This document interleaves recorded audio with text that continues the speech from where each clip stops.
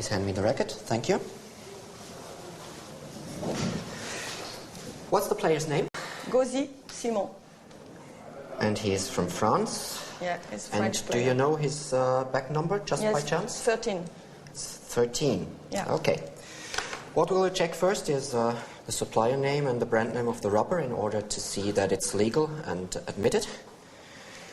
So this is supplier Yasaka, and this is the brand name Raxa 7. Fortunately, we have the ITTF numbers on it, so this means I just may collect the numbers. That's 83007, and the same on the black side. That's fine.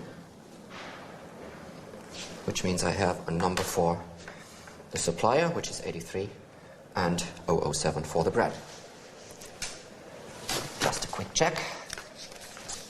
What that is the this? Supplier and brand is on the list of authorized racket coverings, shortly known as the LARC. So, and we just check if 83.007 is in. Because, as you probably know, only those rubbers are admitted which are on the actual rubbers list. So it's 83 for Yasaka, and here we have the 007 for Raxa 7. That's fine. Okay. So, brand and supplier is legal. The next step? Next step is to measure flatness of the racket, because one problem could be if you measure thickness of the rubber and there is a bubble in the middle, then it can be legal on the outside, but with the bubble in the middle, it can be too thick. So we have this smart device, which to put up here, and you can see it as well. Yeah. What we measure is minus 19. Yeah. That means that it's 0.19 millimeters deeper in the center than on the right and on the left, which is absolutely legal. Okay. So this is the red side of the flatness. It is minus 0.19. And the same thing, of course, is done on the black side. And again, you can see it yourself. It is now minus 0.24, which is fine again, because the limit is minus 0.50. That says half a millimeter. Can the racket in the center be deeper than on the outside? Great. The next thing to do is now measuring thickness of both sides. This device, we just compare the height of the wood in comparison to the height of the rubber. It's just measuring the difference of the two heights from this pin sitting on the wood here and these two positioned on the rubber. The difference, as we can see here, for you, it's 382.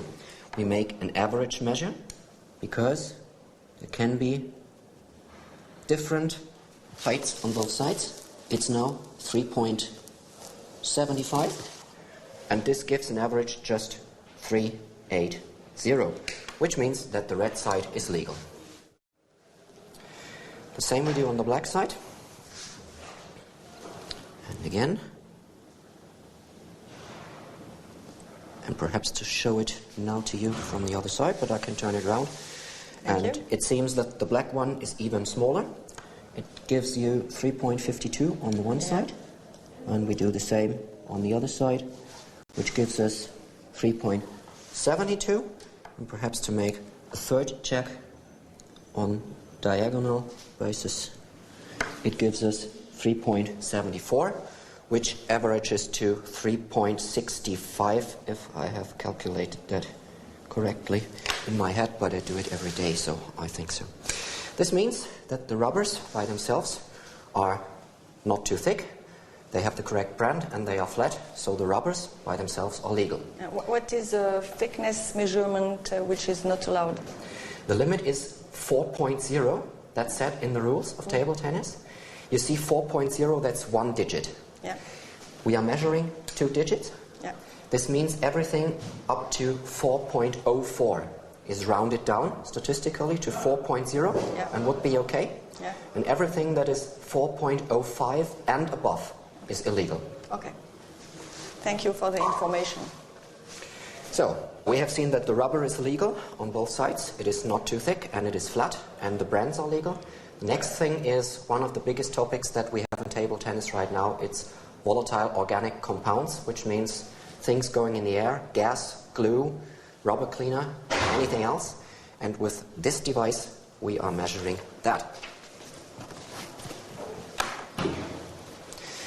This is called RAE, R-A-E. It's what the boys from the chemistry say, it's a photoionization detector. That means the gas is becoming electronically charged and produces a current from one point to another. And you can measure in parts per million what the gas is that we get out of here. The rules say that the measurement will be 20 seconds for each rubber. We have a background level at first. This is 0.0 at the moment, indicating that no gas is in the room. And we only measure the difference for 20 seconds.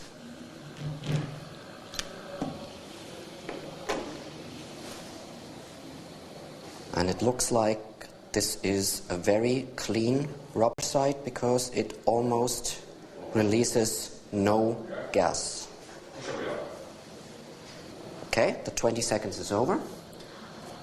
We had 0.0 at the beginning, 0.2 at the end, which is very good because the limit is 4.0.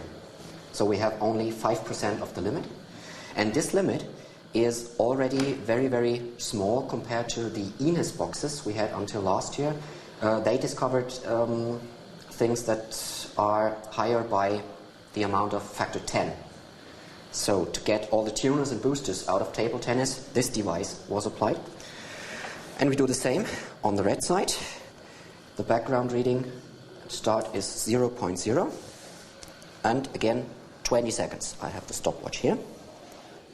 I think this is produced by a special company for environmental care, because normally it's used in environmental care and measurements, and for military uses also. And the ITTF has adopted it to table tennis in a light version to get it cheaper and to get it calibrated to the things we need to do here. So this is our very smart device we use from this year on during the next years, hopefully. Okay, the amount of gas released is almost nothing. It's very good. This is the most important thing that we have to do at the moment. And the last thing that we have to do with your racket is a gloss check. Gloss means if the racket is too bright, it can unsight the opponent. Just like blinding jewelry, things like that, that you may not wear. So, this is a gloss meter. It has an ultraviolet lamp inside, and you just put it on the racket, and you can measure the reflection. So this gives us 11%, which is very good because the limit is 24. We can average this as well, but it seems it is 11 all over the rubber. This is very good. And the same thing, of course, on the black side. It's normally lower because, black is not so bright color. And in average we have 6%, which also doesn't make any problems. These are the 4 measurements we do: flatness, thickness, gas and gloss. The general appearance of the racket is very good as far as I can see. There are no broken edges, no part of the rubber is missing. I tear away the trimming a little and I can see it's cut very well. So you can see there's no part of the rubber standing over the wood, and there's no part of the rubber, you can see on that side, that's too short. So the cutting is very good. So I would say this racket is all over very good. It's okay, you can play with it. Okay, so I will tell my player. We take it here, we leave, because it is brought to the table. Okay. Because the problem would be a player intending to cheat would of course exchange this readily controlled racket. And how will he get his racket back? Not at the moment. Yeah. What is happening now is that I put it into a bag. The bag gets a small piece of paper. I write the name of your player. Gauzy. On the paper, this is Mr. Gauzy. This is table number 1 at 1600 today. Yeah. And this means that we just keep the racket here. And one of our team will then bring it to the umpires, together with your opponent's racket, of course. Okay. And it will be handed to your player directly at the table at match start.